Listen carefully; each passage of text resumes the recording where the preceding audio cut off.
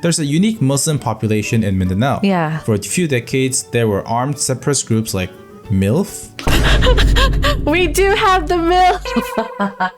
Hi YouTube! Welcome back to my channel. My name is Red Sanchi, and today we are doing another video about the Philippines. And this video is called Filipino Racism is the Most Confusing Racism, and I can definitely see why. This video is by Fat Little Asian. Alright, let's get into it! Hi, I'm a fat little Asian man, and this is the Philippines. Okay, pause right here because I literally have this tanduay room in the living room, and I had Jollibee like the other day, and then I had Milo for breakfast this morning. So I definitely got the Filipino basics down. Due to the rule of Pinoy, now that I've just said the word Philippines, this video's comment section will now be full of Philippines mentioned raw. Filipino pride in the section comments raw. Or proud to be Pinoy. Yes. Just click on any other video about the Philippines and yeah, they'll be there. Obviously, it's clear that Filipinos are very proud of their culture, as they should be, of course. Okay, let's take a look at this. Philippines deemed as one of the world's friendliest countries. To all the other countries, that is how it seems. But there's more to it than hospitality. Everything you need to know about Filipino food, the next great American cuisine. Some people have mixed feelings about this. My family has mixed feelings about Filipino food becoming a little bit Americanized. They're kind of not really into the idea of, you know, making, let's say, ube become more popular in America. Like, one of my cousins did say that they're kind of ruining ube. Obviously, I haven't been to America in years, so I don't know how much they're popularizing ube. Jollibee, from Filipino fast food icon to rising star in the US. Now, I don't have a problem with this. Like, yeah, Filipino represent! But next to comments full of the Filipino flag, you can see comments like this, all talking about how Filipino racism is #1. Let's go Philippines! Having ancestors in the KKK. American sweats profusely, Filipino sweat. Okay. Chat, it's fine, okay? We have the good KKK. And you know, you want to know what it stands for? It's, let me just show you real quick. KKK, it stands for Kataas-taasan, Kagalang-galang, Katipunan. It's basically a revolutionary organization. Yeah, so it's a good thing. It's a good KKK. This is what confuses me. How do Filipinos have the most pride and love for their country, let's fucking go number 4, but also seem to be the most racist to their own people? I mean, it's natural for people to have a love-hate relationship with their own country, but for Filipinos, there doesn't seem to be any middle ground. It's either 100% Pinoy pride in all caps, or living here is hell. I know people that are both in both spectrums. I myself, I would say I'm kind of in the middle. There are definitely parts of the Philippines that I've grown to be super duper proud of, but there are lots of things I'm definitely not proud of in the Philippines. And number 1, you know, it's probably gonna be everyone's answer, is our government. Yeah, our government is a fucking mess. But I love our little country. It's a shithole, but it's our shithole, you know? Want to be reborn.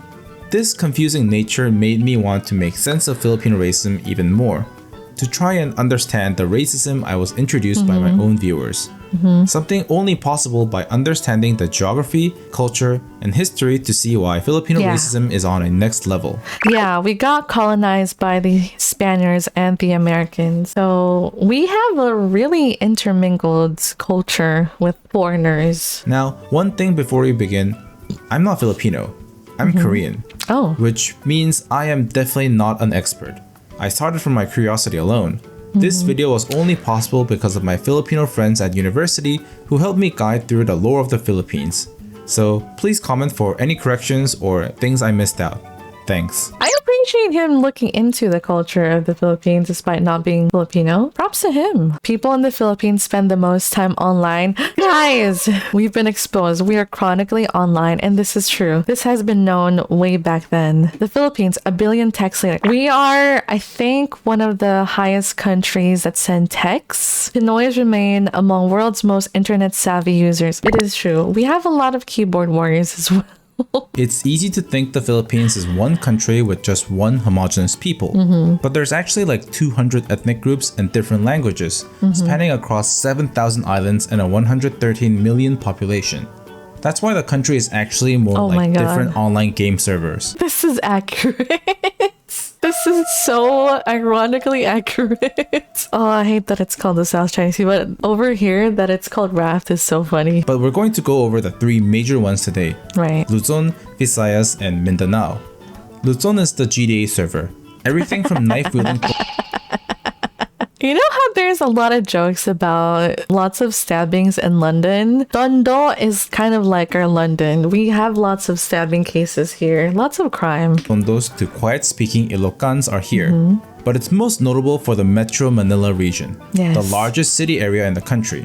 A total of 52 million people live in Luzon. By the way, chat, what you see here, this is like an average workday during rush hour. I kid you not. This is just your average workday. With 13 million in Metro Manila alone. Yeah. The Manileños are basically the main characters of Filipino racism. Maybe it's because all the people are crammed together in the bad traffic, cooking under the Filipino sun. They are exceptionally skilled at being racist to everyone. They do have a sense of elitism, being elitist. So I do agree with this take. Manileños are often stereotyped, by themselves mostly, that they are modern, sophisticated city people. Yeah. With rich English-speaking coños sipping matcha lattes. Chat, I think this is a type of Filipino person I dislike the most. Coño is a word over here. You might have heard the word coño from Iron Mouse, but coño is a term here used for the rich kids of the Philippines because they don't speak our language. They speak in English with a Filipino accent. And it's kind of like our Valley Girl. So if you guys find Valley Girls annoying, it's kind of like how we find coños annoying, you know what I mean? The way they speak has arrogance to it, if you know what I mean. They call the rest of the country province people. Making fun of rural areas and other Filipinos that have distinct accents. Their biggest rivals are the Cebuanos in the Visayas region, aka the Stardew Valley server. Visayas is famous for its beautiful beaches and scenery, with their cozy inland farms. Obviously contrasting with the big city areas of Manila, the Cebuanos are known for being loud, fun-loving, and chill. Which is why they laugh at Manileños for being busy, boring, and arrogant. Cebuanos hate it when a Tagalog corrects their grammar or roast them for not ever being in a mall before. Outside from the main drama, you've got Ilocanos in North Luzon who get bullied for speaking quietly and being really stingy, but are too busy working to really care. There's also the Warais, who even the Manileños don't bother, as they're known for being tough.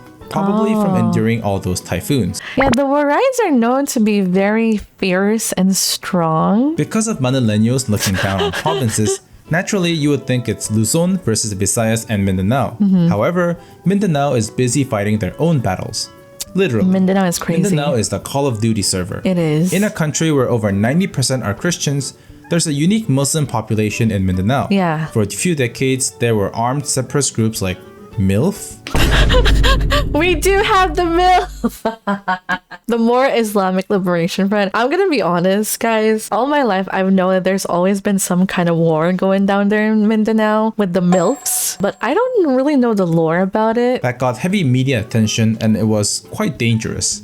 Even though the region is decently safe now, that image of guns firing, bombs exploding was stuck, and everyone knows Mindanao as an FPS free-for-all. I don't think it's super duper safe right now. Like, people are still cautious to go to Mindanao, to be honest. Even I wouldn't travel to Mindanao on my own. If this was all Filipino racism had to offer, it wouldn't be Filipino racism, it would be Filipino regional quarrels. But the reason why it's racism is because your worth is calculated based on where you're from and especially your skin color. Yes, this is number one. Number one in the Philippines, colorism. Chat, especially to my NA European fellas. Have you heard of lightening products like whitening lotions, whitening soaps? We have those. Aesthetic procedures, IV drip to lighten your skin. Colorism is extreme over here. Also, it's kind of weird because they correlate your lightness to your standing in society. Like the lighter, the more fair-skinned you are, the richer you are, or like the prettier, the more handsome you are. It's really bad, but to be honest, nowadays it's starting to get more recognition that, oh yeah, we shouldn't really, enable colorism anymore, because like, honestly, to be honest with you guys, darker skin tone, or like what we call morena skin tone, is so freaking attractive. I love me a moreno guy, or like a morena woman. It's so attractive. Anyways, moving on. A lot of Filipinos grow up in a culture where having lighter skin color is treated as beautiful, wealthy, and desirable. My Filipino friends told me they grew up with their grandparents telling them, you got whiter, or mestizo, like compliments, but were scolded if they were playing in the sun or left home without any sunscreen. It's why the skin whitening industry in the Philippines is massive. Products like whitening soaps, skincare, injections, pills, and treatments are very accessible, with one of the highest rates of skin lightener use in Asia. It's literally the racism. It really is a racism. I really never was aware about this. I just thought this was like a normal thing. Like we all just want to achieve whiter skin. It was like, normal. Skin bleaching is poisoning women, but business is booming. Literally this. The reason why we need to stop colorism is because of this. People bleach their skin to get that whiteness. Meanwhile, over there, the foreigners, they're trying to tan their skin. Oh my goodness, man. It's funny how the world works. It's to the extent where people put mercury on their skin. Yeah. It's also really evident by how the more darker skinned Filipinos are viewed as wild, exotic jungle dwellers. Yeah. It's because darker people are more likely to be from the multiple indigenous communities like the Cordillera people. Apparently, there's a lot of tourists that treat them like they're cavemen from Night at the Museum. Yeah. Now, I hear some of you furiously typing, that's because white skin is associated with nobility, as they didn't work in the sun. Yes. Don't you know that? But it's all about genetics. It's all about genetics. Yes, it is true, but it's not nearly as close to explaining the full picture. In the Philippines, especially in schools, you can hear the N-word more than an episode of the Boondocks. Why in a country with a presumed 0.5% black population uses the N-word so much? It's because the N-word's origin, negro, is still used to describe the darker skinned population. Unfortunately, this is a term used up until today. Like, you'll hear people saying this word, oh, you turned into the N-word. But also, it's what we use to describe locations. Like, we have a place called Negros Occidental. So, it really is how you use the word. The word negrito means small black person in Spanish. And was made by the Spanish to categorize groups like the Eta, Ati, or Acta people. Yeah. They also renamed an entire island to Negros Island because the Ata people living there were apparently too black. The term negrito is still used today to categorize all these people.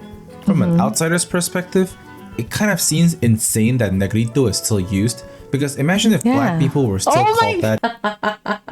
This AI show scene is insane. In US or Europe. Of course, Filipinos didn't make this label themselves.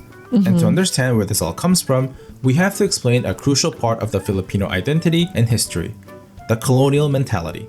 Colonial mentality is the internalized PTSD you get from being colonized. Yeah. Every single country that has been colonized has colonial mentality, in some shape or form, depending on how long or severely you were colonized.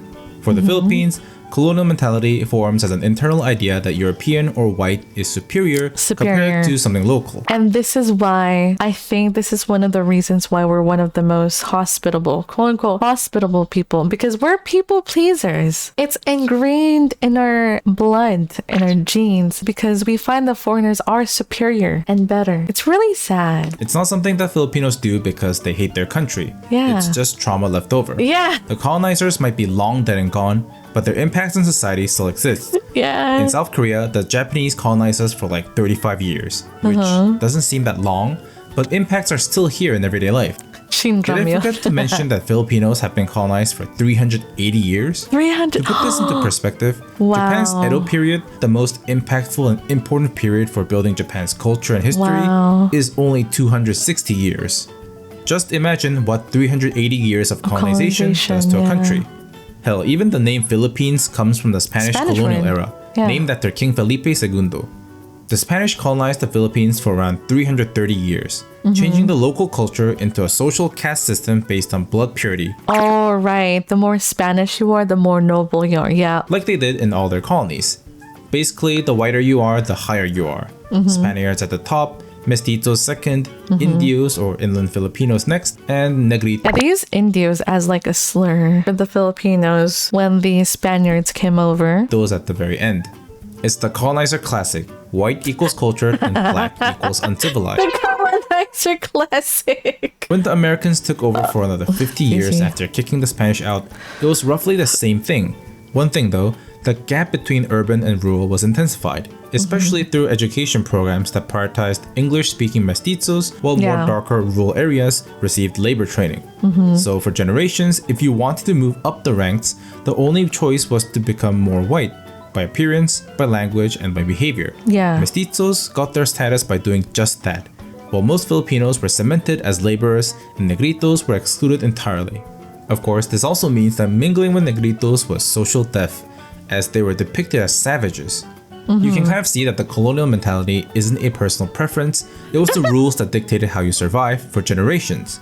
So, even though there's no colonial level segregation today, that idea of being white equals success and dark equals lesser is still here. It's still here. It's very, very prominent up until 2026. Yeah, our whitening products are still rampant.